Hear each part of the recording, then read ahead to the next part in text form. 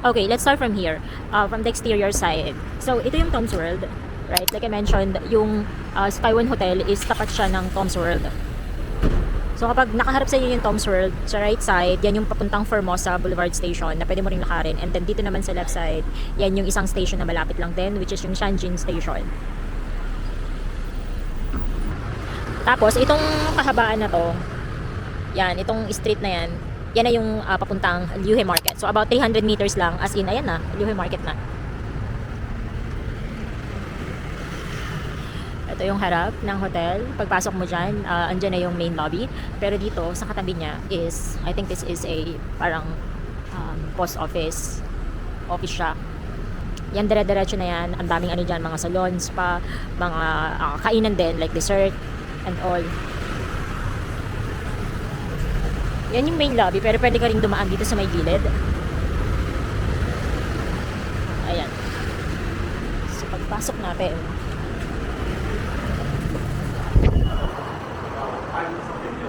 ayan yung receiving area nila. Then makikita mo, meron ka dyang mga vending machine, of course. This is a 24-hour guest service, front desk. This is a 24-hour front desk. Kapag mag-out ka na, you can store your luggage there. And then, space para kainan or tambayan. And then may mga, pwede kang mag-init, pag bumili ka ng pagkain sa labas, ayan, pwede mo siyang initin dyan. Another vending machine, and then toilet. Merong dalawang ano dito. Ito kasi hindi sa gilid to hindi to pinapapasukan, pero dalawa yung elevator. Isa dito, tapos isa dito. And then pag dito naman sa side nito kung maliwa ka, may gaming room, pero I think may oras siya. Yes, may oras siya. So, pinakita ko na to sa previous video ko. But, ayan. Yeah. Hanggang 12 room. 12 floor. Let's try, kasi andito na tayo sa, itong base 1, base 2, yan yung park. So yes, this hotel has park. First floor, nasa first floor tayo lobby. Then yung kinain natin kanina is second floor, which is the restaurant.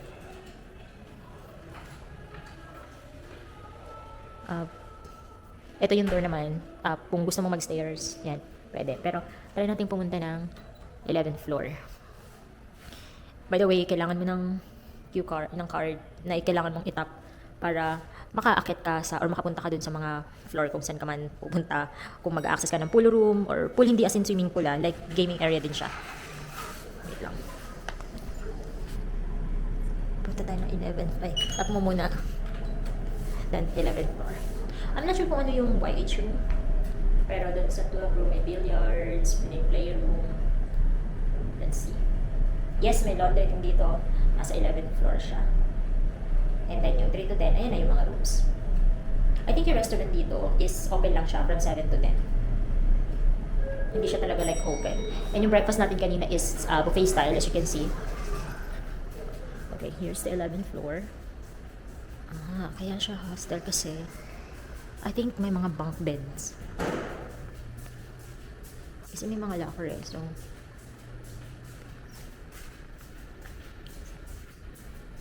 okay, so I am guessing na para siyang mga capsule hotel.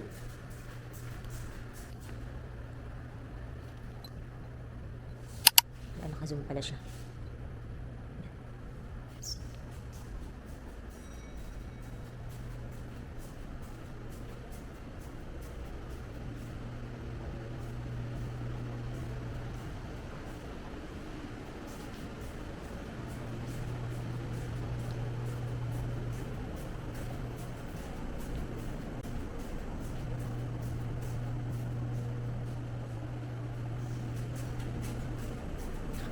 Ba na tayo? I think mga ano siya, mga bunk beds.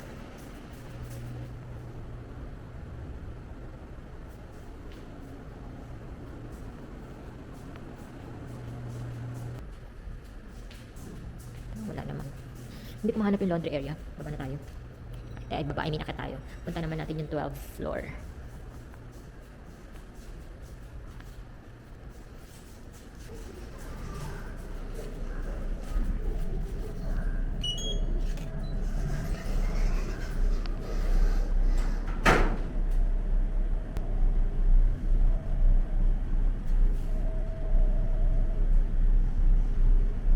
Ginugol translate ko na yan. So basically, ano lang yan, mga house rules. Kung kung gusto mo magpa-cleaning, ano yung oras ng check-in and check-out. Okay. This is the 12th floor. Pool room and playroom. Let's see what else is here. Okay, may lunch. And then, it's just a play area. Medyo madumi. Okay. Dito ata tinatampak yung ano.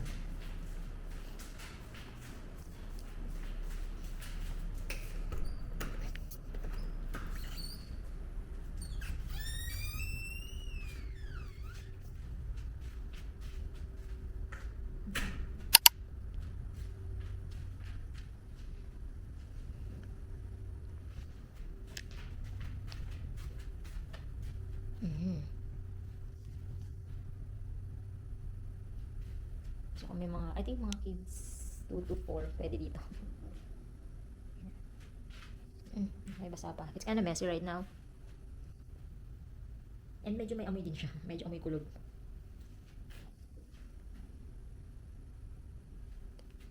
Hindi siya ganun kalaki pero it will do para hindi ma-board yung mga bata.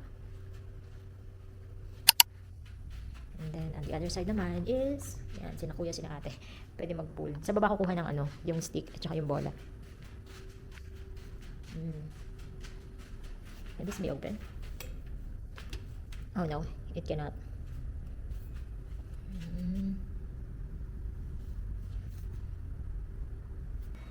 Ayun, so this is just a quick tour of the Sky One Hotel. Price na 1,000 or lagpas na ng konti sa 1,000. For a single room with no window. Kasi you have an option eh. Single room with window, single room without window, but has private CR. And then may double room din, may standard. Tapos, mayroong deluxe. Ililink ko na lang somewhere kung ano yung mga types of room nila. But ako yung nakuha ko, or yung nakasama sa package ko with my flight is yung single room without window. So, ayun. External, pinakita ko naman yung external, di ba? In terms of amenities, wala naman masyadong like wow factor or anything like that. Pero I think for a solo traveler, it's decent enough. Kasi kung magka-travel ka lang naman, meron kang space kung gusto mong magbasa outside your room, kung gusto mong magbasa ng Kindle mo, or mag-laptop, or do whatever you want. Yeah. Check-in time is 3 p.m. and then check-out is 11 a.m. Okay, check-out na tayo. Maliligo lang. And then check-out. And then, meron ako nakita ang isang Catholic hotel. Sorry. Meron ako nakita ang Catholic na simbahan. Dito, malapit lang. So, puntahan natin yun. Okay.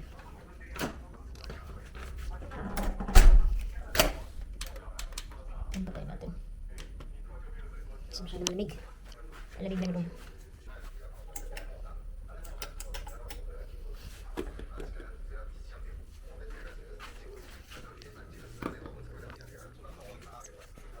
So, pagpasok mo, here's the situation of my room. Makalat pa. Pero, ito, tapan ko na to. Then this one as well. Ayan. Diba? Single bedroom with a private bathroom na walang window. In terms of the layout, okay naman siya, diba? Hindi naman, I think, the usual setup na pagpasok mo, CR. Ito yung CR. And then, may outing space. May sofa yung iba nga, walang ganong sofa. Then, ayan na yung bed. Pwede kayo magstay dito kung may kasama kayo ng friend mo o dalawa kayo. At least 2 kaya dito magsama o magkasya. Whew!